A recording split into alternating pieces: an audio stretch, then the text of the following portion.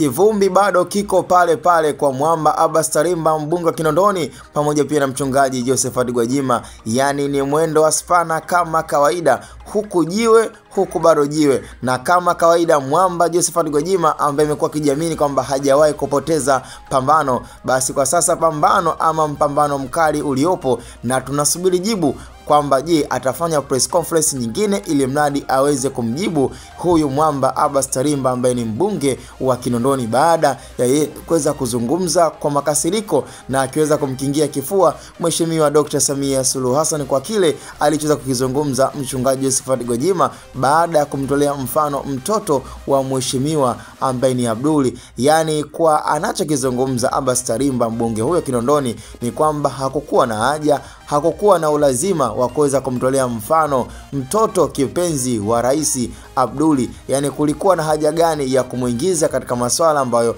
aliweza kumtolea mfano kwamba inatokea sijui anatobolewa macho ama anachukuliwa na kuweza kutupwa. Yani aliamini kabisa kwamba Josephat Gwajima alikuwa na uwezo wa kutumia tafsida na kupunguza ukali ili mradi asiweze kumpoint moja kwa moja ama kumdirect moja kwa moja mheshimiwa ama mkuu wa nchi Dr. Samia Suluhu Hassan. Kwa hiyo akaamini kabisa ilikuwa inastahili ama ilikuwa ni zaidi ya vizuri kuweza kutumia kauli ambazo zingekuwa ni tofauti na sio kuweza kumlenga moja kwa moja katika ile mada ama katika mjadala wake wa masuala mazima ya utekaji, ambayo nafikiri kwa ile press ya lisali moja iliweza kuzungumzwa, kila moja aliweza kusikiliza, na kwa waliopata nafasi ya kusikiliza ni kwamba alizungumza mambo mengi sana, ikiwemo masuala mazima ya vyombo vya usalama na ulinzi kuhakikisha kabisa kwamba kazi yao wanaifanya kwa ukamilifu, tena kama kutakuwa na upande wa ongezeko la mshahara ili mradi pia kazi yao waifanye kwa uadilifu vyema,